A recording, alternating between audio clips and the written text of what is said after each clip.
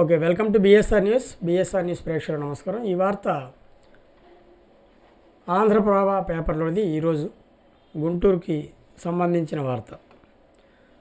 ఈ వార్తలో చూడండి, ఆచార్య నాగార్జున విశ్వవిద్యాలయ బీఈడి ప్రశ్నపత్రం లీకేజీ గుట్టు రట్టయింది. మొబైల్ నెంబర్ ఆధారంగా శుక్రవారం రాత్రి ఒడిశాకి చెందిన ముగ్గురిని పెద్దకాకాని పోలీసులు అదుపులోకి తీసుకున్న విషయం తెలిసిందే.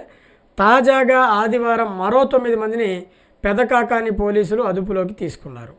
వీరిలో వినుకొండలోని వివేకానంద కళాశాల ప్రిన్సిపల్ సురేష్ కుమారు, సిబ్బంది ధారా స్వర్ణ, ఎస్ రఫీ ఉండగా, ఒరిస్సాకు చెందిన ఏజెంట్లు సంతోష్ సాహు, విష్ణు పాత్రోతో పాటు విద్యార్థులు సుధాంశు, శేఖర్ రాణా బాదల్, ప్రధాన్ ప్రియావ్రత గాంధాయ్లను ఆదివారం పోలీసులు అదుపులో తీసుకున్నారు.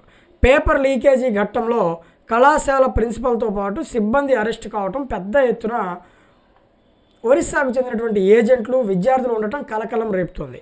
కళాశాల యాజమాన్యం, సిబ్బంది, ఏజెంట్లు, విద్యార్థులు సిండికేట్గా ఏర్పడి పేపర్ లీకేజీతో పాటు పరీక్షల వ్యవస్థలో పలు రకాల అవకతవకలకు, అక్రమాలకు పాల్పడుతున్నట్లు పోలీసులు తమ దర్యాప్తులో గుర్తించినట్లు సమాచారం. ఈ ఘటనలో ఎవరి పాత్ర ఎంత ఉంది, ఎవరికి ఎంత ముట్ట చెప్పారు, ఆర్థిక లావాదేవీలు ఏ మేరకు నడిచాయి, అసలు పాత్రధారులు, సూత్రధారులు ఎవరెవరు, లీకేజీ వ్యవహారం ఎన్నాళ్ళ నుంచి నడుస్తుంది అనే అంశాలపై కూడా పోలీసులు ప్రధానంగా దర్యాప్తు దృష్టి సారించినట్లు సమాచారం.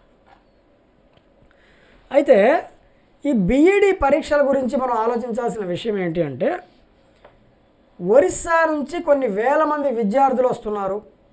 వాళ్ళు కేవలం అది ఆ పరీక్షలప్పుడు మాత్రమే కనపడతారు. ఒక 5-6 రోజులు లేదా ఒక 10 రోజులు ఉండి పరీక్షలు రాసేసి వెళ్ళిపోతారు. మరి వీళ్ళు చదివే చదువు రెగ్యులర్ చదువు. రెగ్యులర్ అంటే రెగ్యులర్గా కాలేజీకి వచ్చినట్లు దాఖలాలు లేవు, కాలేజీకి రారు, వీళ్ళకి బుక్స్ పంపిస్తారు, వాళ్ళు వచ్చి ఎగ్జామ్ రాస్తారు. అయితే ఇక్కడ పట్టుకున్నది ఎందుకు మరి అంటే పేపర్ లీకేజీ. ఈ పేపర్ లీకేజీ ఘట్టంలో ఇంతమందిని పట్టుకున్నారు. గతంలో మనం చూసుకున్నట్లయితే ఒరిస్సాకి సంబంధించి వచ్చినటువంటి విద్యార్థుల్లో పెద్ద ఎత్తున మోసాలు జరిగాయి. బయట కూర్చోబెట్టి రాపించటము, పేపర్నే బయటికి పంపించడము, అక్కడ రాపించేసి మళ్ళీ అక్కడి నుంచి వీళ్ళందరికీ డబ్బులు ముట్ట చెప్పి కింది స్థాయి నుంచి పై స్థాయి వరకు కవర్ చేయడం గతంలో కొన్ని సంవత్సరాల క్రితం మనం చూడటం జరిగింది. ఇప్పుడు ఇంకా ఎక్కువైపోయింది, దాన్ని ఎవరు పట్టించుకోవట్లేదు.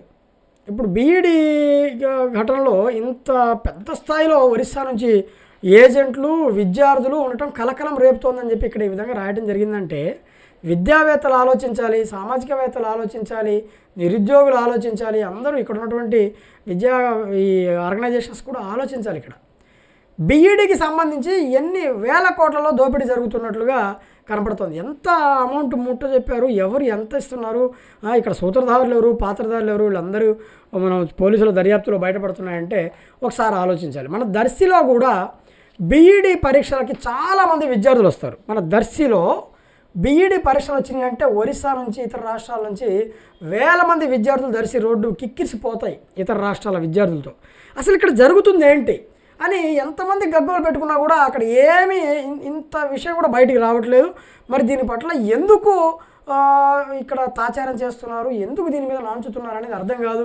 వీళ్ళు ఎలా పరీక్షలు రాస్తున్నారు, వీళ్ళు పరీక్షలు రాసే విషయంలో అవకతవకలు ఏమైనా జరుగుతూ ఉన్నాయా, భారీ స్థాయిలో లావాదేవీలు జరుగుతూ ఉన్నాయా, అసలు ఏం జరుగుతుంది బీఈడీ పరీక్షల పట్ల? ఇతర రాష్ట్రాల నుంచి వచ్చినటువంటి విద్యార్థులు ఇక్కడ బీఈడీ పరీక్షలు వచ్చి ఏం చేస్తున్నారు, ఆ పరీక్షల్లో నిజంగా ఎలా రాస్తున్నారు, ఇవి కాకుండా ఇంకేమైనా ఉన్నాయా, ఇవన్నీ విషయాలు ఖచ్చితంగా దృష్టి పెట్టాల్సిన అవసరం ఉంది. గతంలో ఈ విషయం పట్ల మనం ఈ ఏఎన్యూ పరిధిలో గతంలో ఒకసారి జరుగుతూ ఉన్నప్పుడు ఎగ్జామినేషన్ కంట్రోలర్కి మనం పంపించాం, ఫోన్ కూడా చేసాం వివరాలని ఇక్కడ జరుగుతున్నాయని. పట్టించుకోలేదు ఆయన, ఏం చేస్తారు అన్నట్లు మాట్లాడారు గతంలో ఆయన అంతకుముందు. సరే చూడాలి, ఈసారి ఒరిస్సా వాళ్ళు బీఈడీ పరీక్షలు రాస్తున్నప్పుడు ఖచ్చితంగా స్టింగ్ ఆపరేషన్ చేయాలి, పరిస్థితే చూడాలి. దర్శిలో ఉన్నటువంటి జర్నలిస్టులు ఇలాంటి విషయాల మీద దృష్టి పెట్టాలి ఖచ్చితంగా. ఈ విషయం పట్ల దృష్టి పెడితే ఇక్కడ పరిస్థితి ఏంటి, అసలు ఎలా జరుగుతుంది అనేది ఒక అవగాహన అనేది వస్తుంది. తద్వారా ప్రజలకు కూడా ఒక క్లారిటీ ఇవ్వచ్చు.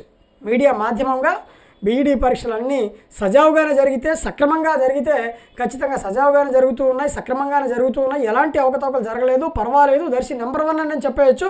ఒకవేళ అక్రమాలు, అన్యాయాలు జరుగుతున్నటువంటి వాటి మీద విషయం కనుక వస్తే ఇక్కడ పరిస్థితి ఏంటి అనేది కూడా మనకి ఒక క్లారిటీ అనేది ఉంటుంది.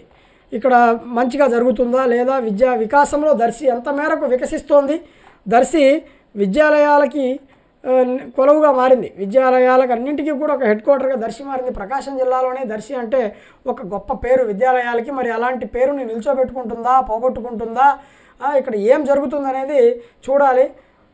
దర్శిలో బీఈడి విద్యార్థులు చాలామంది వస్తున్నారు. దీని పట్ల ఖచ్చితంగా ఈసారి వాళ్ళ ద్వారానే అభిప్రాయాలు తీసుకునే ప్రయత్నం చేద్దాం.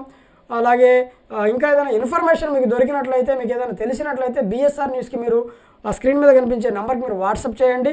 మీ వివరాలు ఖచ్చితంగా గోప్యంగా ఉంచడం అనేది జరుగుతుంది. బీఈడి విషయాల పట్ల అవకతవకలు ఏమైనా జరుగుతున్నట్లయితే మా దృష్టికి తీసుకుని వస్తే ఈసారి ఖచ్చితంగా దీని మీద మేము ఒక యాక్షన్ తీసుకుందామని, ఖచ్చితంగా దృష్టి పెట్టాలని ఫోకస్ చేస్తున్నాం. చూడాలి ఏమవుతుందనేది. చూస్తూనే ఉండండి బిఎస్ఆర్ న్యూస్.